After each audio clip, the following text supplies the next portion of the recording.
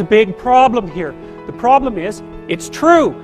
You're oppressed, you're oppressed, you're oppressed, you're oppressed. God only knows why. Maybe you're too short, or you're not as beautiful as you could be, or your grandparent was a serf, likely, because almost everybody's great-grandparent was.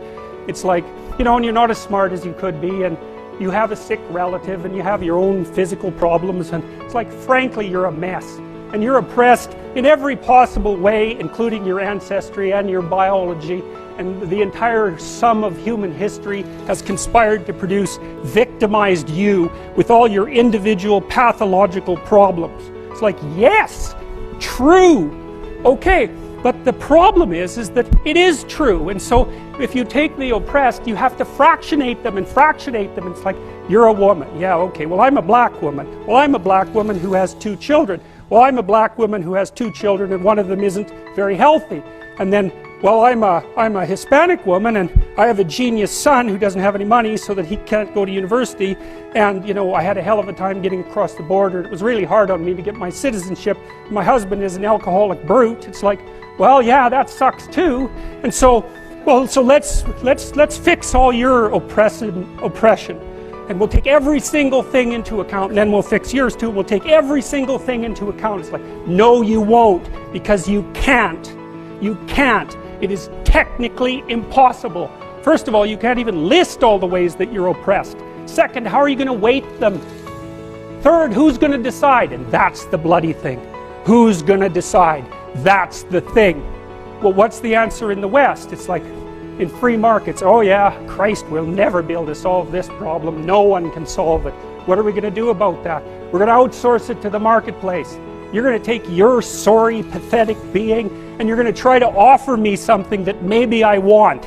And I'm going to take my sorry, pathetic being, and I'm going to say, well, all things considered, as well as I can understand them, maybe I could give you this much money, which is actually a promise, for that thing. And you've packed all of your damn oppression into the price.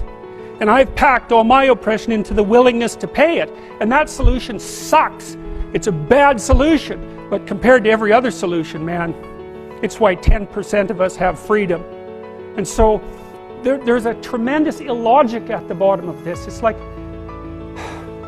you have to fractionate the oppressed all the way down to the level of the individual. Well, that's what the West figured out. There's a couple of figures who are at the mythological roots of our culture, and people get upset with me because I bring in religious themes, but I understand some things about mythology and religion.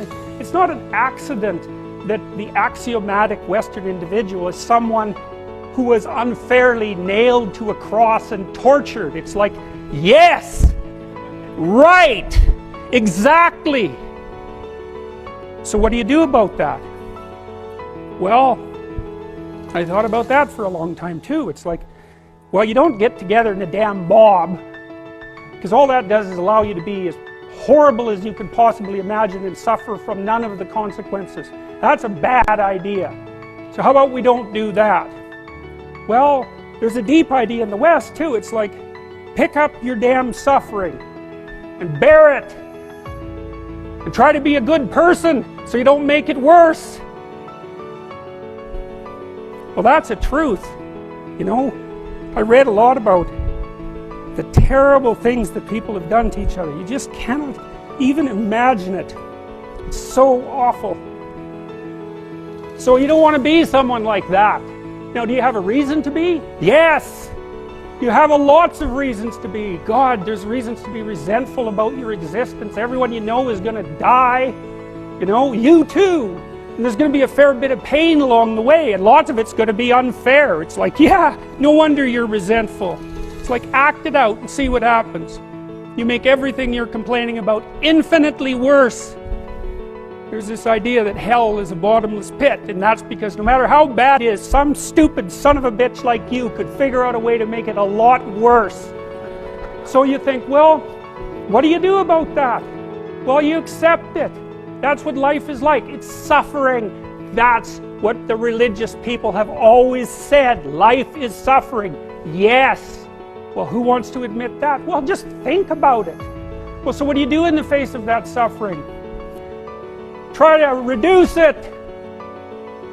Start with yourself. What good are you? Get yourself together for Christ's sake, so that when your father dies, you're not whining away in a corner, and you can help plan the funeral, and you can stand up solidly so that people can rely on you. That's better. Don't be a damn victim. Of course you're a victim. Jesus, obviously. Put yourself together. And then maybe if you put yourself together, you know how to do that. You know what's wrong with you, if you'll admit it. You know there's a few things you could like polish up a little bit, that you might even be able to manage in your insufficient present condition. And so you might shine yourself up a little bit, and then your eyes will be a little more open, and then you can shine yourself up a little bit more, and then maybe you could bring your family together instead of having them be the hateful, spiteful, neurotic, infighting batch that you're like doomed to spend Christmas with. So then you fix yourself up a little bit, kind of humbly, because, you know, God, you're a fixer-upper if there ever was one. And then you got to figure out, well, can you figure out how to make peace with your idiot brother? And probably not, because he's just as dumb as you, so how the hell are you going to manage that? And so then maybe you get somewhere that way, and your family's sort of functioning, and you find out, well, that kind of relieved a little bit of suffering, although it reduced the opportunities for spiteful revenge, and that's kind of a pain in the neck.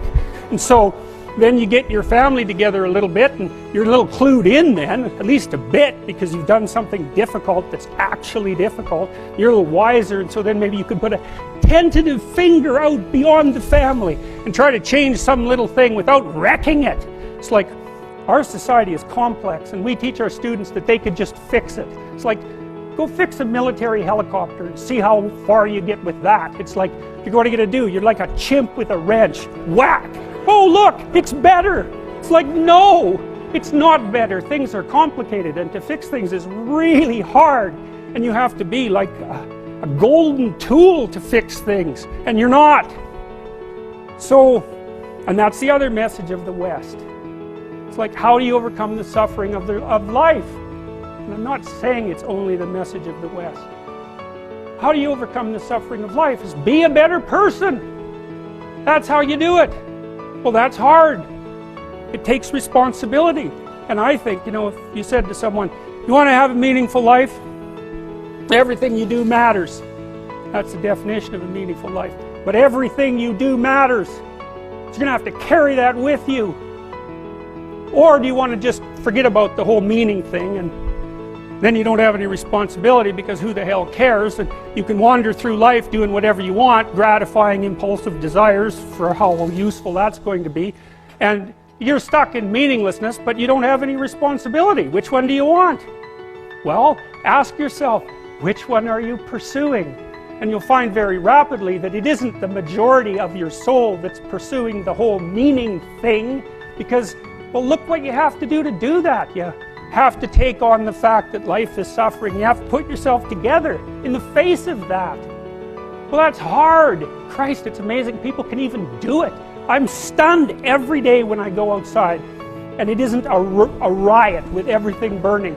Because really, God, you talk to people, it's like, I knew this guy, he'd been in a motorcycle accident, and it really ruined him, and he was like a linesman, you know, working on the power, and he was working with someone who had Parkinson's disease, and they had complementary inadequacies, and so two of them could do the job of one person, and so they're out there fixing power lines in the freezing cold, despite the fact that one was 3/4 wrecked with a motorcycle accident and the other one had Parkinson's. It's like, that's how our civilization works. It's like, there's all these ruined people out there, they've got problems like you can't believe.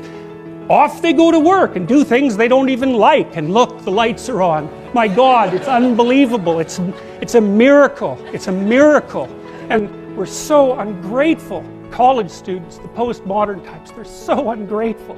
You know, they don't know that they're surrounded by just a bloody miracle. It's a miracle that all this stuff works, that all you crazy chimpanzees that don't know each other can sit in the same room for 2 hours sweltering away without tearing each other apart, because that's what chimps do. So,